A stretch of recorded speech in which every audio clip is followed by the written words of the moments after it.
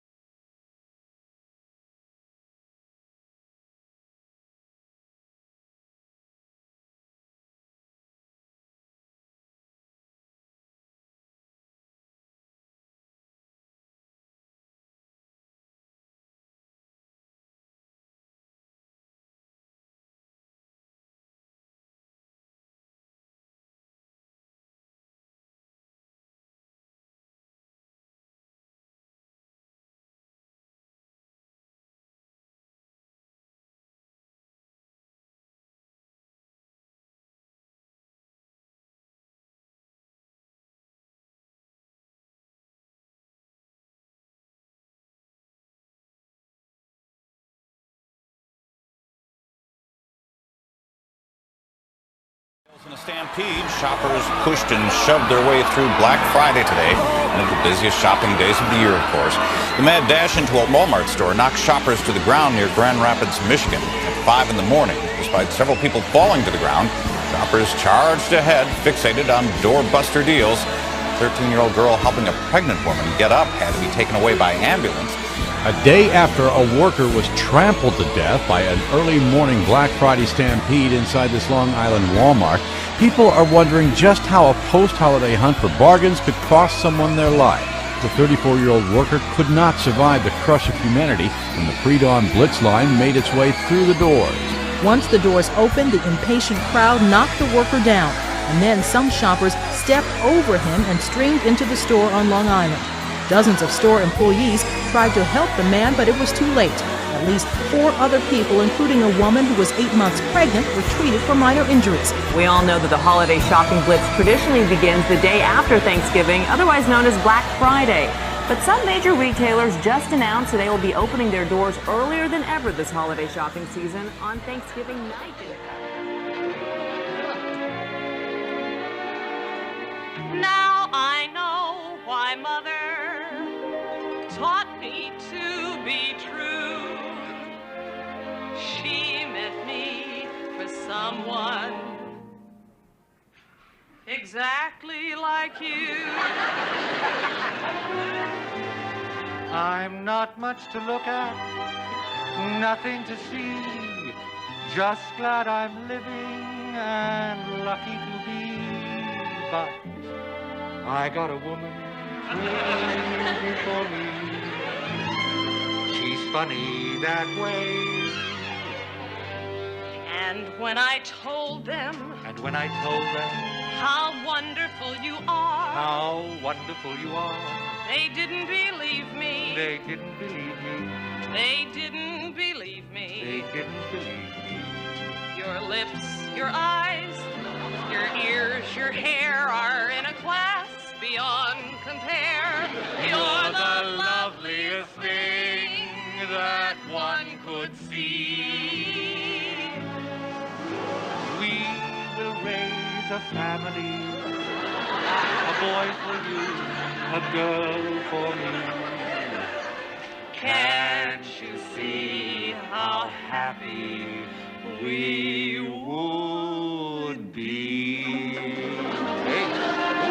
Speak low. Huh? When you speak low, day withers away. Too soon, I wait. Darling, I wait. Will you speak low to me? Speak love to me.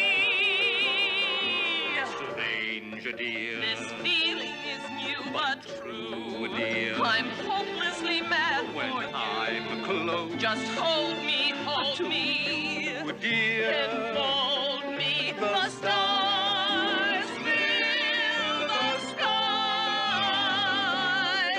So in love, So in love. so in love. So in love, so in love with you, my love. Watch a flock of birds or a shoal of fish move as one, and you glimpse where we came from. Ask how aspen trees feel trauma hundreds of miles apart, or how a mushroom can understand the needs of a forest.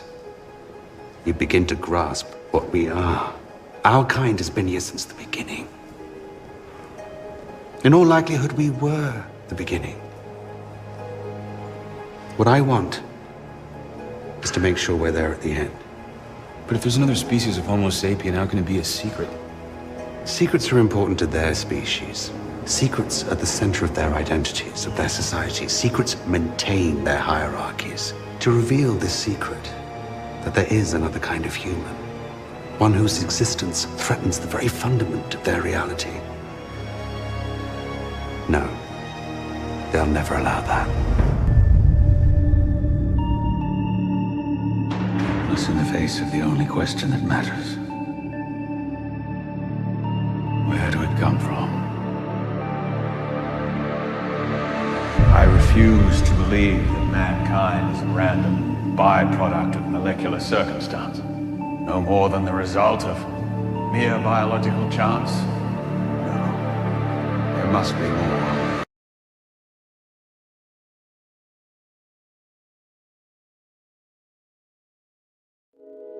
Close your eyes and open your mind.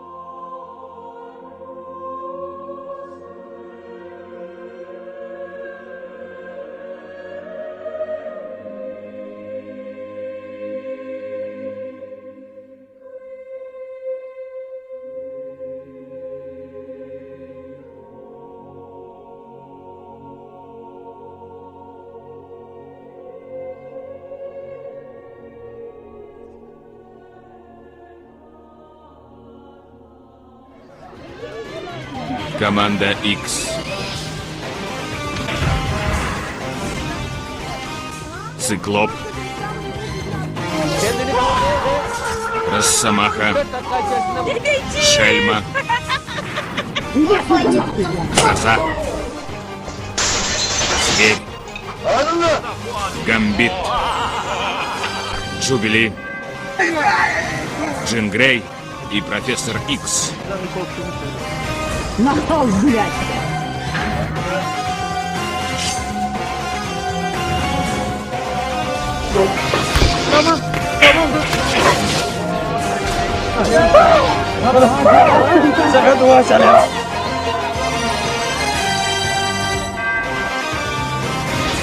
В сериале X-Men.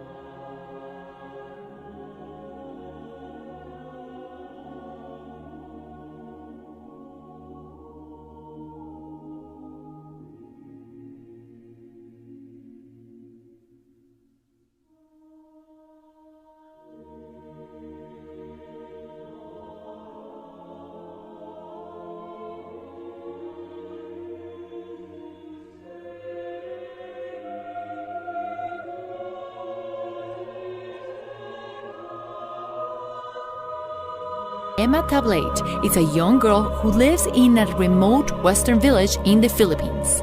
Everywhere she went, fires will break out. The town people were starting to think that she was a pyromaniac who loved starting fires around with matches and that she did it on purpose.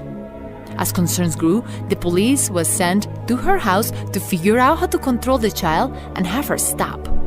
Later, the mayor and scientists launched an investigation that revealed that Emma was gifted with pyrokinesis, which is the ability to start a fire with her mind.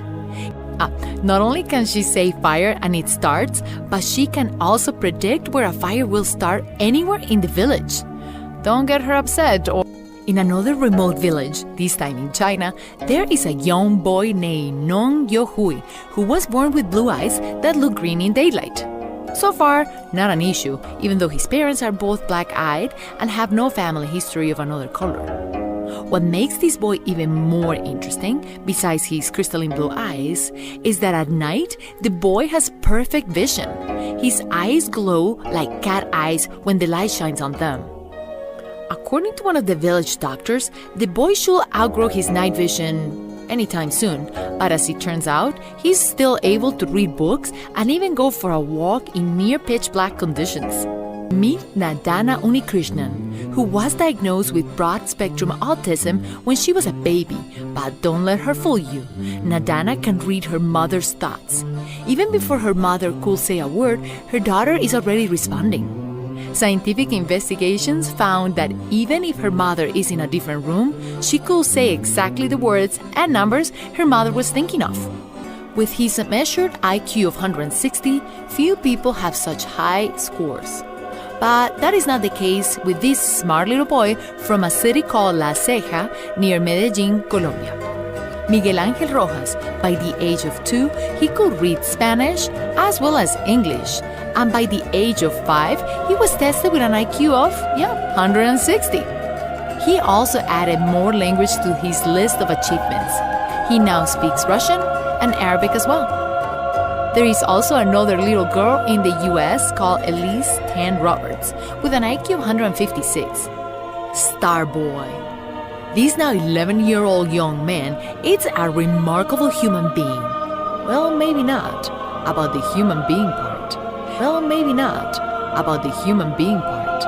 Since he was a little boy, Boreshka, a boy from Russia, has shown signs of incredible learning abilities and was able to even speak when he was a couple of months old. He is so extraordinary that by the age of 1, he was reading newspapers. His most interesting trait, besides faster development, is that the boy remembers his past lives, but not on Earth. Boreshka says that he was actually born in Mars for several past lives and goes into very specific details about technology and planetary science.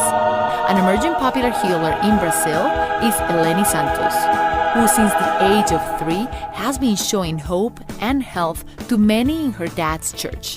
Some people who have suffered terrible illnesses for a long time have now felt better after spending time in her presence. Supergirl.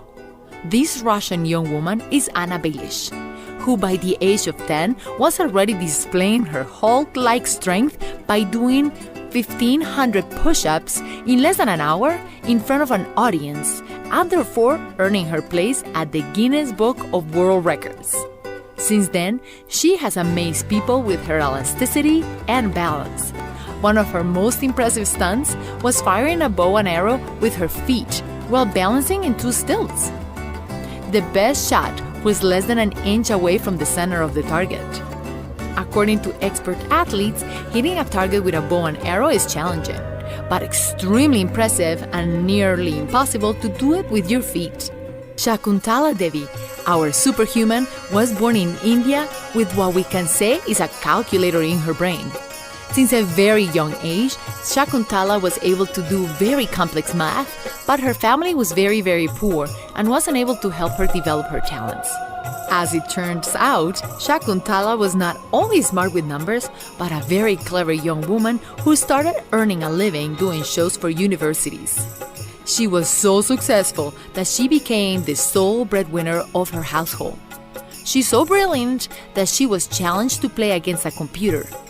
And And she won twice. X-Ray. Continue with the fantastic superpowers. Here is another Supergirl. The superhuman is Natasha Demkina, who is gifted with X-ray vision.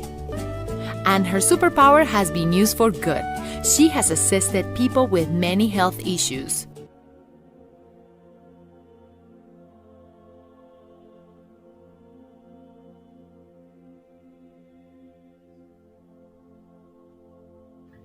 Do you wish to know more?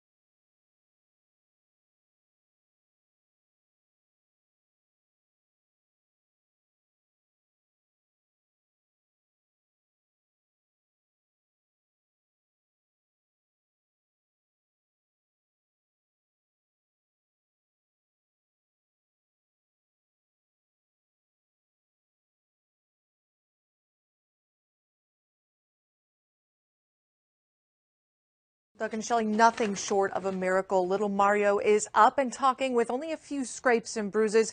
His family grateful to a neighbor who lifted the car with his bare hands to save the boy. The second he saw his 3-year-old neighbor stuck under a car, Michael Archuleta snapped into action. I stayed up all night with my wife crying, just hoping that, I saved his life, I hope, The little kid deserves to go through that. The stalled car rolled backwards just as the toddler darted behind the wheel Monday night. The maintenance worker at the mobile home park in northeast Albuquerque says he still can't believe it. The tire rolled over his head and he was stuck under, his whole body was stuck sideways. His ribs were under here. So Archuleta put his best foot forward. I just grabbed the car and just lifted it up. I mean, the adrenaline was pumping so much. Tires came off at least a good 10 inches off the ground. Within seconds, someone pulled 3-year-old Mario Munoz away from the car and to safety. He spent the night at the hospital, but on Tuesday, his parents tell us he'll walk away with only a few cuts and bruises, not even a broken bone in his body. How does that make you feel knowing, you saved a life? Well, it's not that I'm a hero. It's that, this is my job. A job this maintenance guy doesn't take lightly. He was actually able to lift a vehicle off of a state trooper. Yeah, Chris, the man had never experienced adrenaline like he felt when he saw this trooper pinned to the ground. It all started when the driver of the car he was in suffered a medical episode. Kenny Franklin's trip to work Thursday took an unexpected turn. He requested an Uber driver, and he was off and running. Then he says his driver suffered a seizure while at the wheel on I-4 near I-275. His foot is accelerating on the gas, and instantly I'm in the back seat wondering, okay, my life is pretty much over at this point. Franklin was able to safely get the car to the side of the road. He says that's when the driver awoke in a panic. He didn't know where he was at, so he tried to put the car into a gear, and so he's fumbling with the car. Franklin jumped out of the car, and behind them was a Florida Highway Patrol trooper, Jack Hypes. He starts walking up towards me, to assist and assess the situation. And as he does that, the driver mistakenly puts the car in reverse and hits the officer. This side of the car hits him, and his impact was to come over here and pretty much fall over the railing. Hypes was pinned under the vehicle. Adrenaline is racing, your heart, is going a million miles an hour, and all you're thinking about at that time is this, this needs to end well. With so much adrenaline, Franklin was able to lift the vehicle off of Hypes. He suffered non-life-threatening injuries. All 3 men involved will be okay. FHP commended Franklin, and some would even consider him a hero tonight. Honestly, I just was somebody who was in a position to help in the right place at the right time, and I'm glad that, I had something to do with, with lives being preserved. Would you do it again? Absolutely, in a heartbeat. In a heartbeat.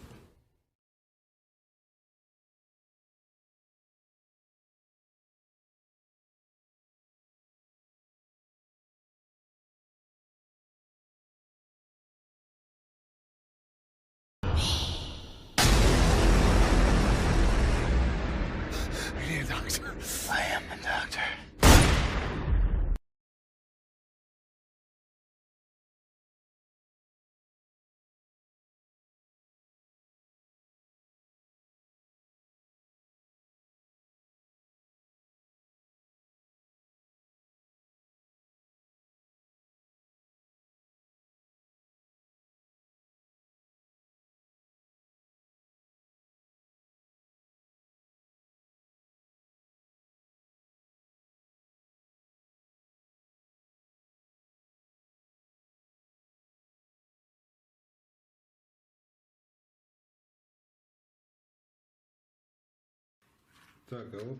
Here's the writing.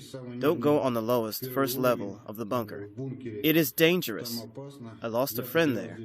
His nickname was Coulter, signed Vasya, and the +1 sign. What's that sound?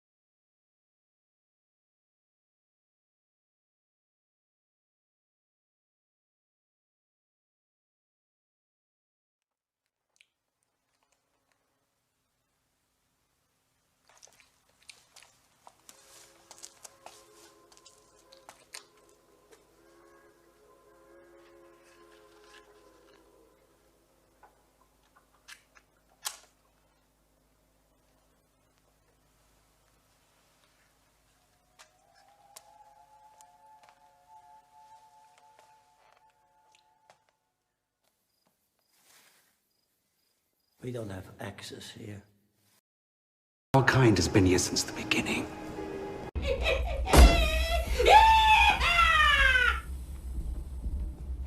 Time is on my side. Yes, it is. Time is on my side. Yes, it is.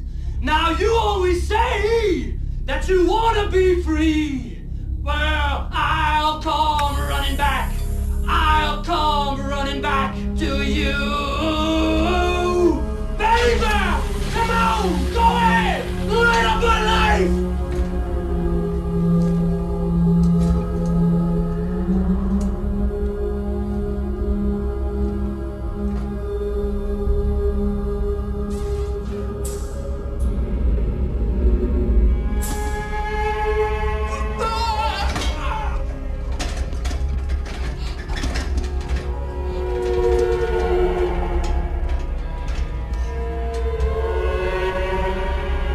Something is always happening. But when it happens, people don't always see it, or understand it, or accept it.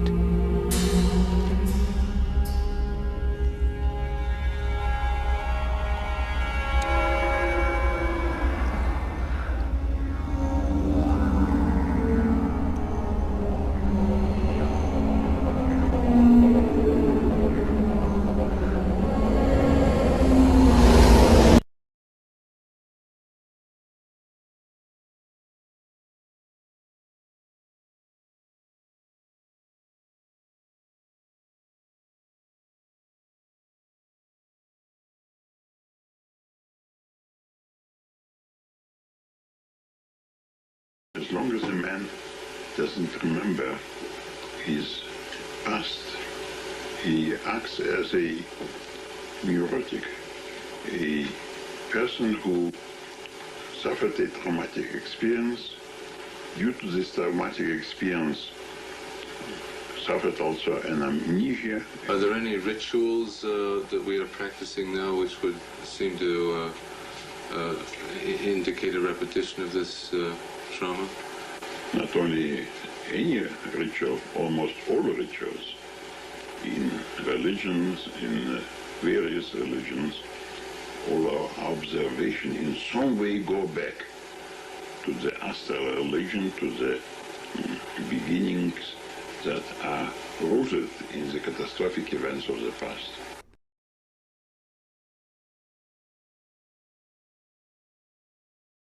The catastrophes described in ancient sources were traumatic experiences common to all mankind. Purged from conscious memory, these records are now interpreted as allegories, metaphors, and the trauma has been submerged in the unconscious.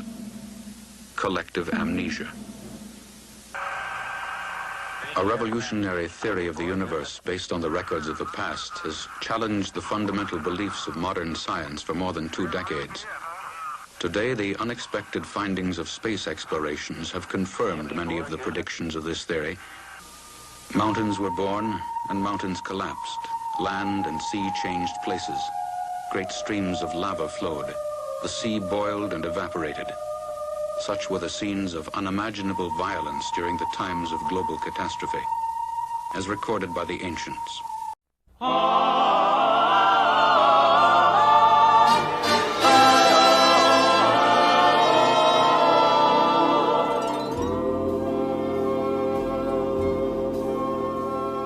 Smile, though your heart is aching. Smile, even though it's breaking.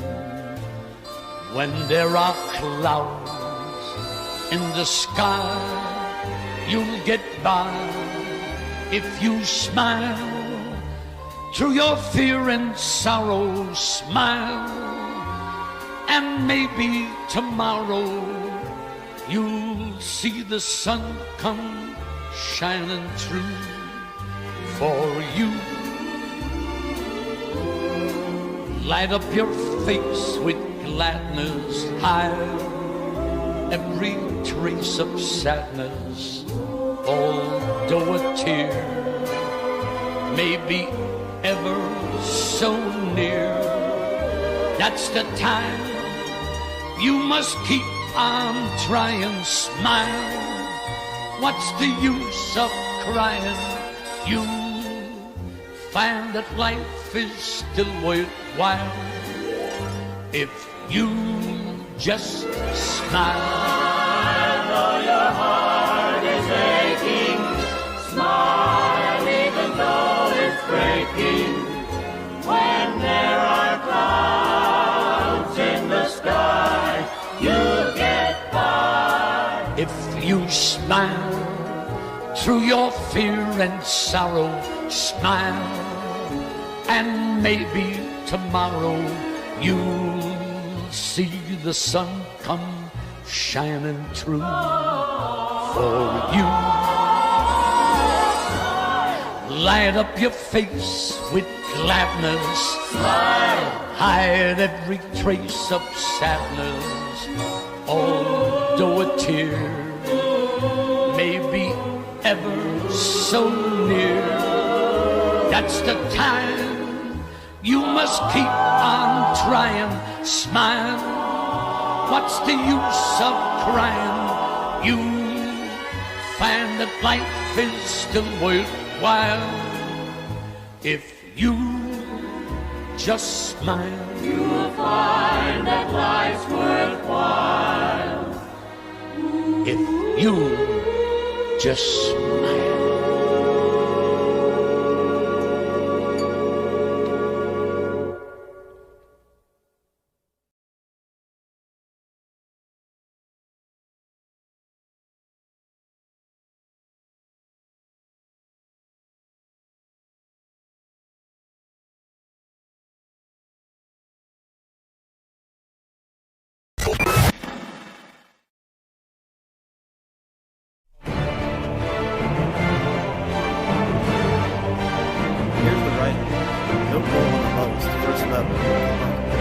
It is dangerous. Lost a friend there. What's that sound?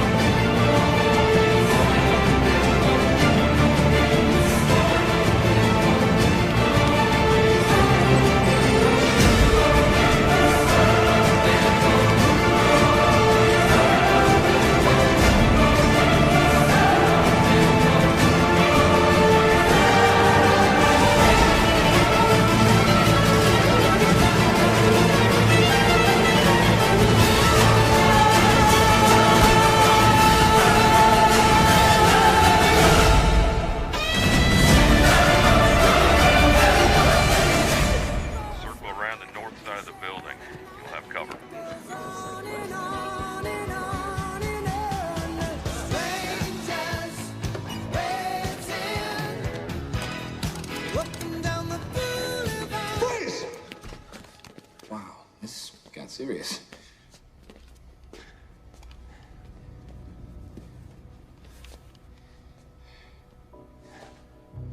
I'm warning you. I am a lethal killing machine. It was a secret government experiment. They did stuff to me. Spooky stuff. Anal stuff. Turned me into a dangerous telekinetic.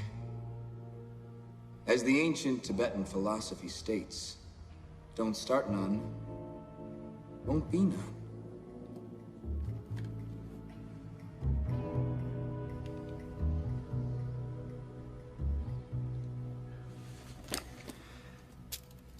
Telekinetic way out of this.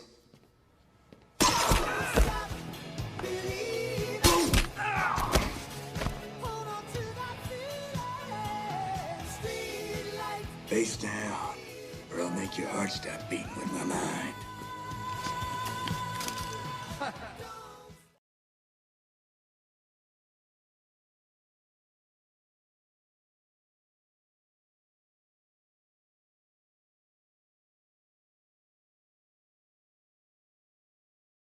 Other ancient documents tell of the thunderbolts of the planet god Jupiter.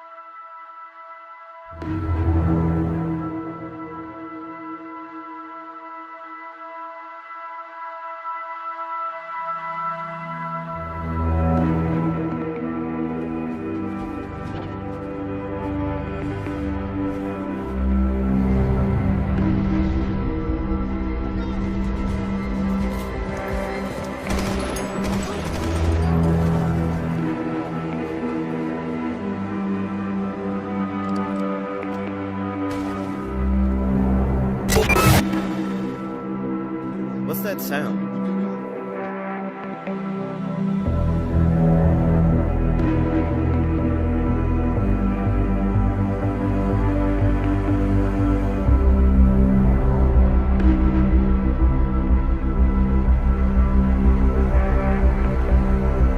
What's that sound?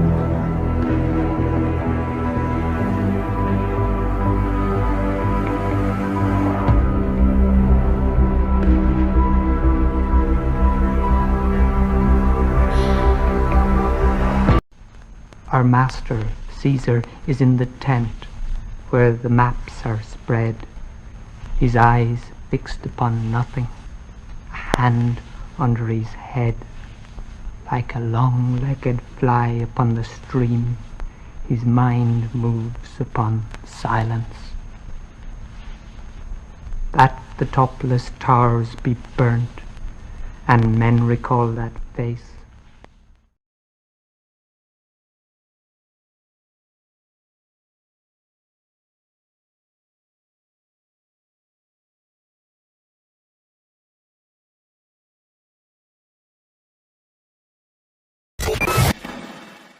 Other ancient documents tell of the thunderbolts of the planet god Jupiter.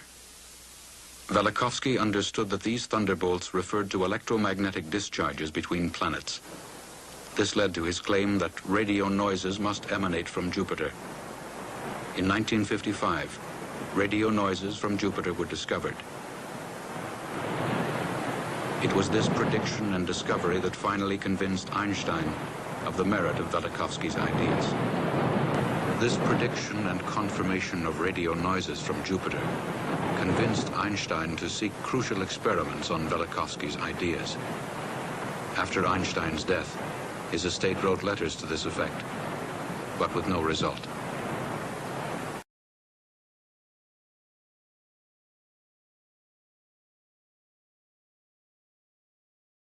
After Einstein's death, his estate wrote letters to this effect, but with no result. The story of human memory of catastrophes that took place in historical times, but strangely, despite the fact that they were described in so many sources, as if non-existent for the scientific world. Civilizations destroyed. Others proliferated from wholesale mutations. Why did the ancients worship stars or planets that the average person can't pick out of the sky today? And yet, all of our ancient heritage that comes to us in terms of architecture, writing, and so on, they're actually obsessed with the idea of worshiping these stars, these dreaded planets. All mankind through the years have worshipped stars that we can't even pick out of the sky today. Now why? Why were they so obsessed with them? Unless in some way these stars were threats to them, in some way impressed themselves upon ancient man. A book like Old Testament is read maybe more than any other book through the centuries. It's translated to all languages. And you read there about sea and unchanging places, about mountain moving into the sea, mountain being overturned, mountain melting like wax. And you think that this is metaphors. And so it is the phenomenon that Freud stressed and stressed again, of the role of traumatic experience on the life of an individual. But he stressed also another point, namely, that the victim of this partial amnesia lives under the urge to repeat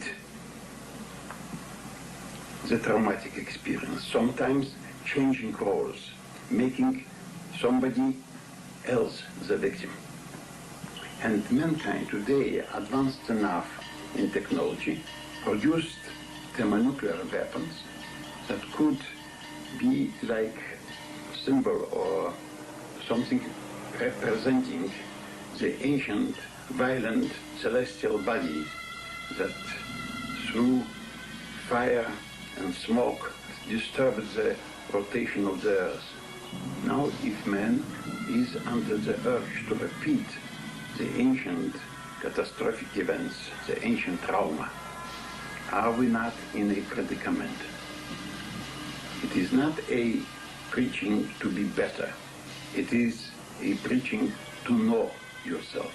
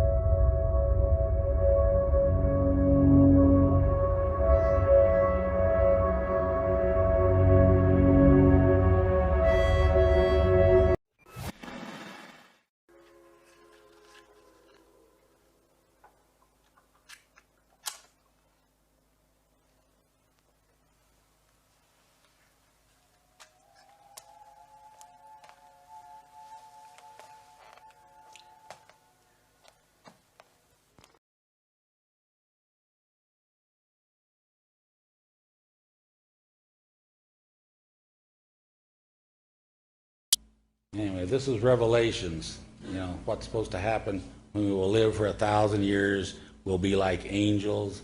We will literally know the thoughts of others. We will know the future, all these miraculous things that occur. There are no diseases, no illnesses. This is the end times. But to him that overcometh, he will be given the hidden manna, the white stone of purest kind, upon which shall be written a new name. You will be another new being. That's a prophecy, you know, from what, nearly 2,000 years ago. All right. It's referred to as the manna, food of the gods, food of the Spirit, bread of the presence, semen of the Father in heaven, the golden tear from the eye of horus, or that which issues the mouth of the Creator. The Egyptian people were very literal people. They were trying to describe this material so that you would understand what it looked like. The white powder is so insoluble, if it's taken into your body, it will literally not dissolve in the hydrochloric acid of the stomach. You have to take the white powder and literally hydrolyze it so it looks like a white snotty material. Okay, it's a hydroxide. That white snotty material then will instantly dissolve in hydrochloric acid when it goes to the stomach and be assimilated in through the digestive system, go into the body and move all throughout your body. Okay? And so it was referred to by the Egyptians as the semen of the Father in heaven. And in the Egyptian rite of passage, you literally took into your body the semen of the Father in heaven. You were born again as a son of God, not a son of man, and you now were thought of as a god, not a regular man. And the Pharaoh was considered a god, and they looked upon him as a god, but he had gone through the Egyptian rite of passage. All right. You've seen the golden tear from the eye of Horus. You've seen it depicted. In the corner, there's a golden tear hanging in that eye with the eyelash on it, and the golden tear hanging over in the corner. That which issues the mouth of Creator, the spittle. It talks about it being the semen of the Father in heaven. These are all ways of describing to you what it looks like. This hydrated oxide of gold looks like semen, okay? And they were literal people. So they weren't trying to be crude. They were just trying to let you understand what it literally looks like. The whole idea of someone claiming to be born again as a son of God, you know, in the Melchizedek priesthood, in the Melchizedek priest, once a week would bring the manna and set it in the offering bowls on the golden table behind the veil of Holy of Holies. And once a week they'd come, and anything that wasn't gone they would take and ingest themselves. Then they set more out for the next week. And this is what they did in the first temple. The Melchizedek priests supposedly could read people's minds. They could see the future. They knew all things. Anyway, my objective right here, and I want this to be very clear, I didn't speak for 12 years. But what I've seen in all our medical work is that this material, when we analyze using thermogravimetric analysis on the iridium, rhodium, platinum, palladium, gold, and silver, what we find is all of them superconduct, but most of them are 200, 300, 400 degrees centigrade. Gold is the only one that superconducts at room temperature. Gold will literally superconduct at body temperature. Gold is always referred to, no other metal, gold is referred to, other than this one issue where it said silver. And it's possible silver might work also, but I know gold works. Gold will be absorbed by the body. It is not a heavy metal. It will be taken in the body, and it literally will flux flow, not resonant couple now like your body function. It will flux flow within your body, and you literally will develop an aura that is maybe 50 times what you have right now. Okay, that's what literally is said will be coming and will change people to their original state of being as they were meant to be, as they were created to be, and all of the DNA will function, and you will physically not be recognized by people who knew you before you took this. You have to fast so there's nothing else in your digestive system. You have to take only the semen of the Father in heaven, or the bread of the presence of God, or whatever you want to call it, in your body in mega amounts. We're talking about at least a gram and a half.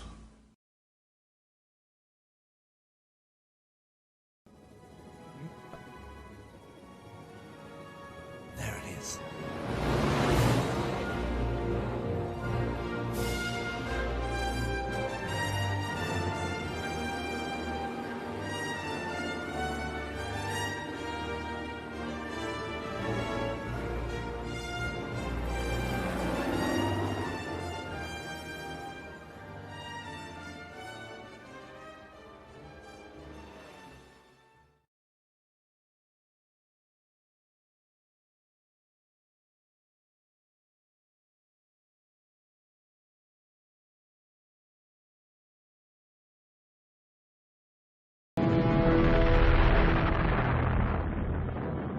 The Battle of Stalingrad is known as one of the most pivotal actions of World War II. It was also the deadliest battle in the history of warfare. If you had to pick the most important battle of the Second World War, Stalingrad stands at the top. More than 1 million lives were lost in 7 months of unrelenting fighting, and the eventual German defeat destroyed Hitler's dream of commanding a global empire. Everybody thought that's the beginning of the end. It sent shockwaves through Germany. For decades after the war, the battle was seen as a defining victory for a cunning Joseph Stalin, whose military strategy stalled the relentless German advance. But now, newly released archives from behind the Iron Curtain are allowing a more detailed analysis of the fighting and revealing a very different picture of the battle that changed the course of history.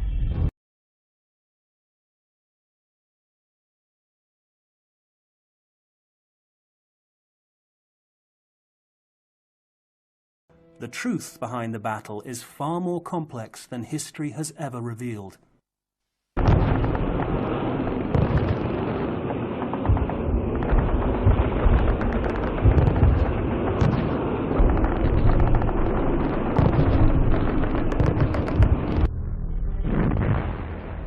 The Battle of Stalingrad was a titanic clash between two of the world's most infamous dictators, Joseph Stalin and Adolf Hitler. Hitler believed that the communist regime had been created by a Jewish conspiracy, since many prominent founders of the communist movement, including Leon Trotsky, were Jewish.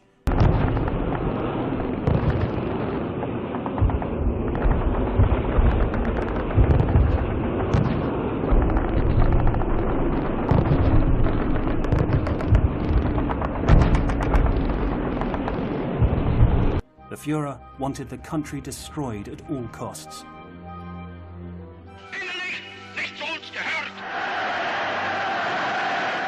Adolf Hitler, one of the most studied men in history, obviously one of the most evil. His reasoning was that the fundamental nature of human struggle was a struggle between the races.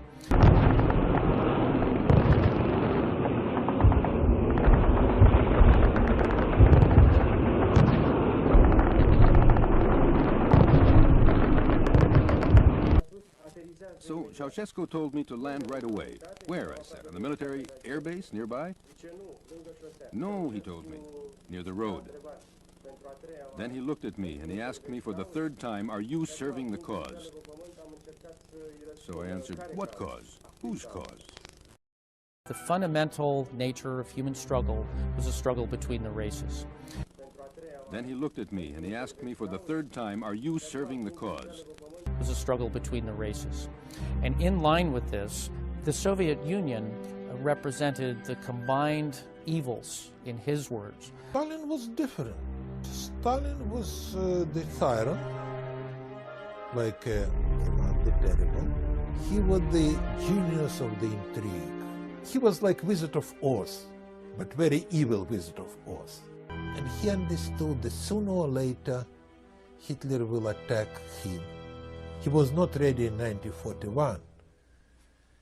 And then everything would turn apart, because Hitler defeated France and Great Britain in weeks in 1940. And when Hitler occupied Paris, Stalin looks like a rabbit sitting in front of the snake.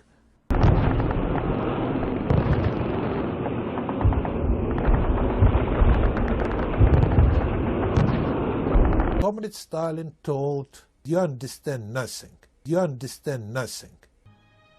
Many of the Sixth Army documents have only been recently located, and on the Soviet side, all but the most heavily censored accounts were hidden from Western historians until the USSR dissolved.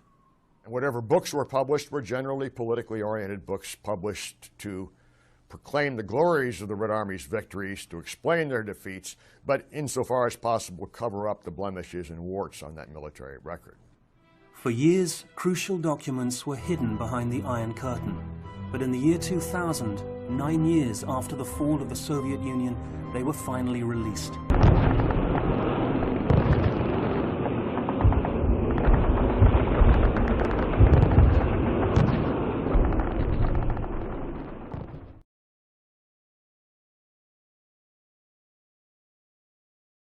Then he looked at me and he asked me for the third time, "Are you serving the cause?" But in the year 2000, 9 years after the fall of the Soviet Union, they were finally released. If you examine these records that weren't available to previous historians, you can identify certain misconceptions that pertain to how and why the battle was conducted and the outcome of the battle overall.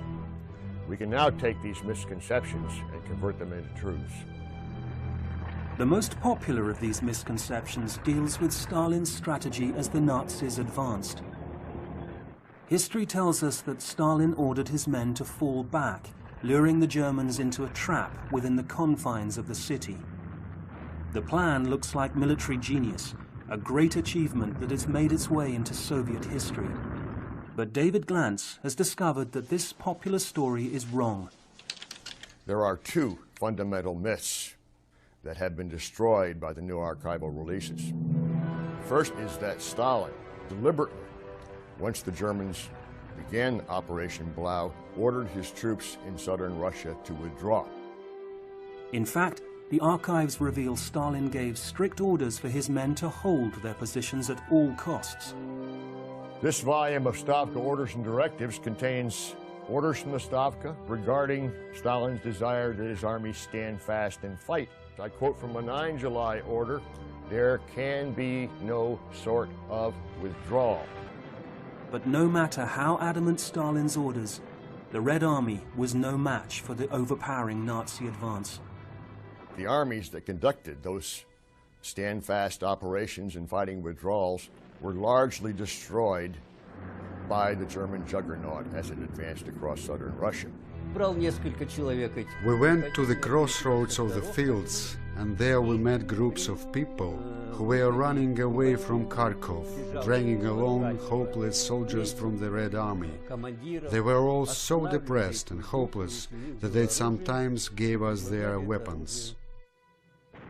Merezhko and his company did their best to slow the Germans and conduct biting withdrawals. But each day they would lose miles to the ferocious Nazi onslaught. Around them, the Russian soil ran red with the blood of their countrymen.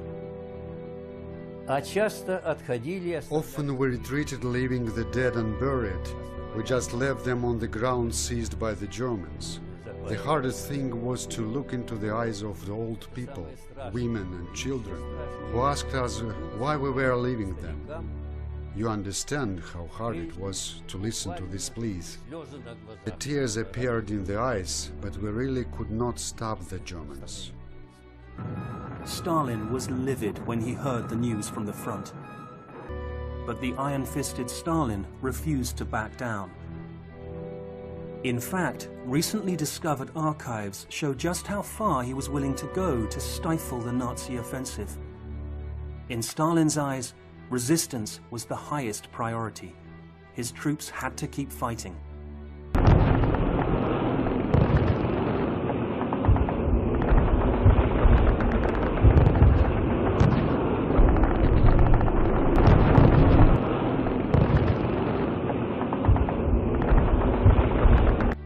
On July the 28th, 1942, Stalin resorted to draconian measures.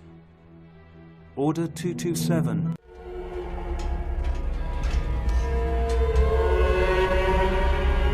Something is always happening. But when it happens, people don't always see it, or understand it, or accept it.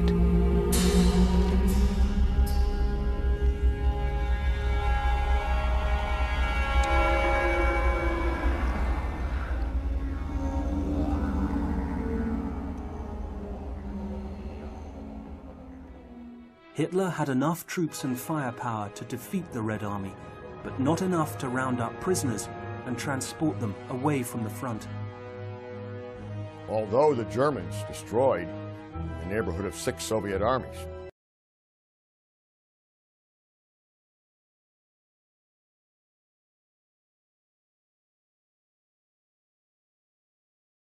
Operation Blue was proceeding as planned, and what was left of Stalin's Red Army was being pushed steadily eastward. By early July, a jubilant Adolf Hitler proclaimed the Russian is finished.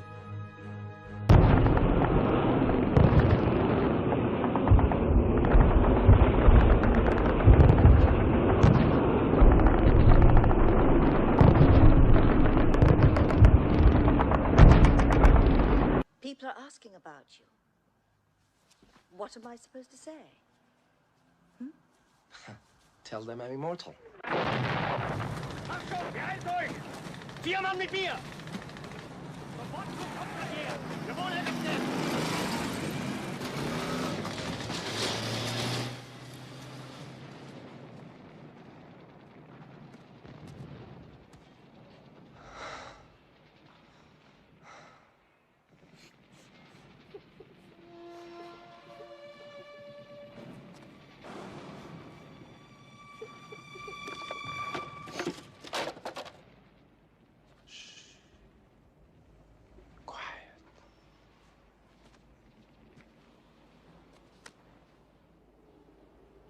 Don't be afraid. What's your name? Rachel.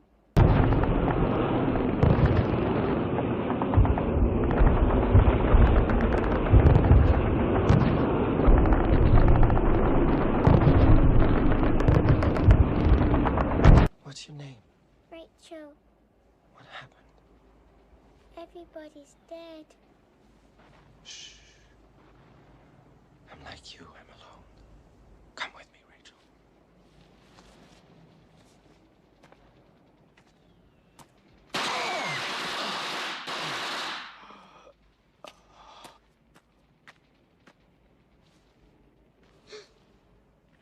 You're alive. Why didn't you die? Hey, it's a kind of magic.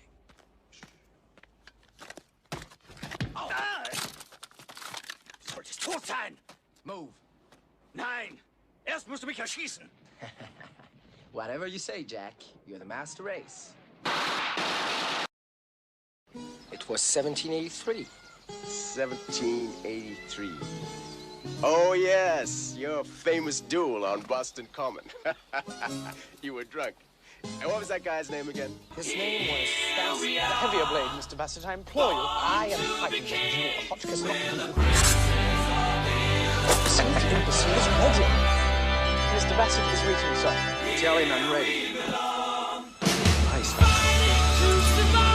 On guard, sir.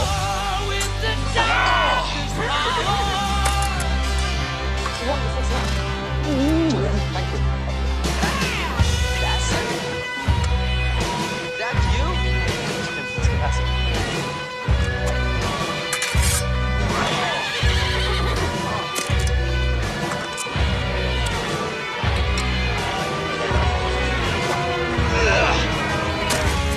Here we are, princes of the universe.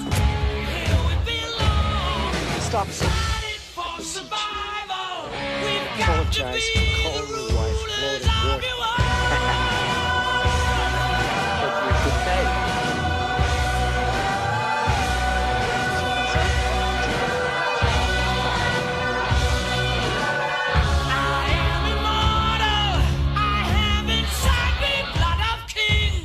So it was referred to by the Egyptians as the semen of the Father in heaven. And in the Egyptian rite of passage, you literally took into your body the semen of the Father in heaven. You were born again as a son of God, not a son of man, and you now were thought of as a god, not a regular man. And the Pharaoh was considered a god, and they looked upon him as a god, but he had gone through the Egyptian rite of passage. By late afternoon, the Sixth Army gazed down on the Volga from Stalingrad's northern suburbs. Paulus unleashed the German Air Force. At 4 p.m., there appeared an armada of aircrafts, which moved in several tiers towards Stalingrad. The bombing of the town had begun. The black puffs of burning fuel were coming up several kilometers into the sky. At night, there was a solid glow in Stalingrad. The bombing continued for days. The civilian death toll exceeded 200,000. More civilians died in the battle for Stalingrad than in the nuclear attacks on Hiroshima and Nagasaki combined. The city was reduced to rubble. Hitler awaited his prize. In Moscow, Stalin was enraged by the failure of his forces and the seemingly unavoidable fall of his namesake city. Bombs kept coming, and German ground troops drew ever closer to the smoking ruins of the city. It was almost time for the bloody urban fighting that would be so well documented after the war. Less documented were a series of hard-fought battles north of the city. David Glantz has discovered that these forgotten confrontations were a turning point in the war. They decided Germany's fate before the Nazis ever set foot in Stalingrad itself. It is here, at a place called Kotlebane, that the Russians would make their greatest stand. Here, not in Stalingrad, where the tide of the campaign would turn. Beginning in late August, continuing in September and into October, the Soviets launched 4 offensive operations collectively known as the Kotlebane operations, named after the village of Kotlebane, nestled in the broad steppe region northwest of Stalingrad. In those operations, the Soviets commit between 2 and 4 armies in near suicidal attacks against the Germans' northern flank. Hastily coordinated and poorly controlled, these attacks resulted in more than 200,000 Red Army casualties. They were haphazard, dangerous missions that slowed the German assault, but left Soviet soldiers like Anatoly Merezhko scrambling for their lives. On August 24, we were told that we would counterattack the Germans in order to cut off the 8-kilometer-long corridor. Neither our regiment nor any in the artillery and the aviation trained for this attack. We attacked blindly. We cut off the corridor, but suffered large losses. After 2 days, the Germans sent additional forces and threw us back. The heavy losses and eventual German success have relegated these battles to the footnotes of history. Another Soviet failure to the run-up to Stalingrad. But there is another side to the story. But the Soviets suffered appalling casualties in the fighting at Kotlebane, both in terms of personnel and in terms of tanks. However, the net effect of this was that Paulus's 6th Army now faced the dismal prospect of reducing Stalingrad city primarily with infantry, since 14th Panzer Corps tanks were tied up elsewhere. The battles at Kotlebane had pinned down Paulus's tanks, leaving the German 6th Army to advance once again with little mechanized support. Glantz believes this gave Stalingrad a chance to survive. On September the 13th, 1942, the 6th Army finally attacked en force. The battle for the city was on.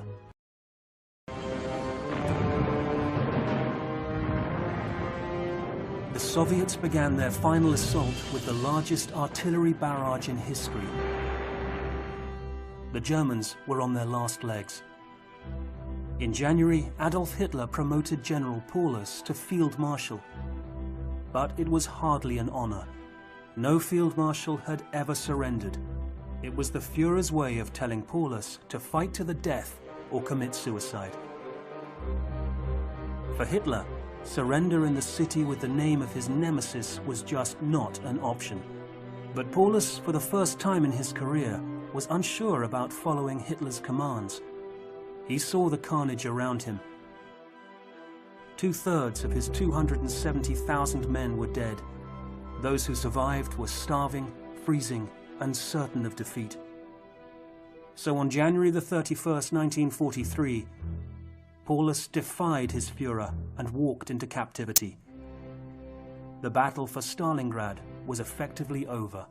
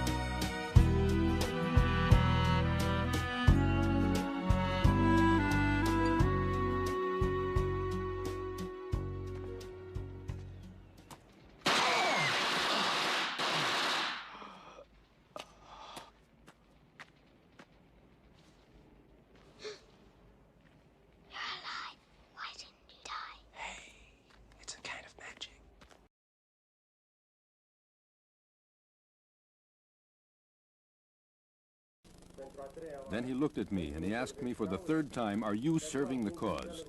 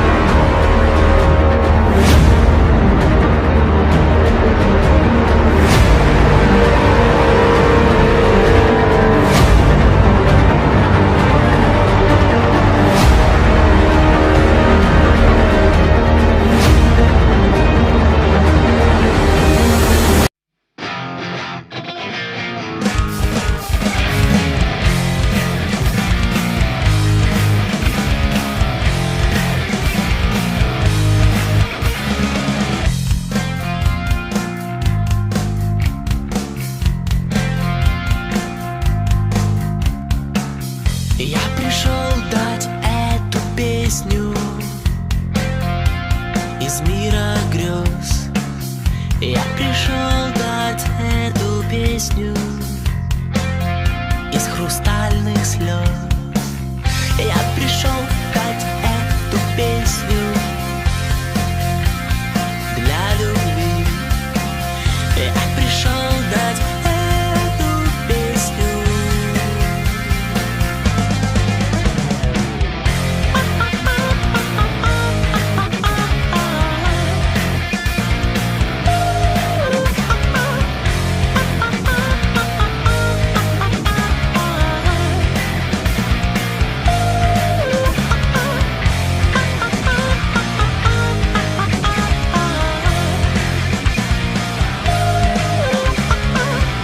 The most important tool is respect.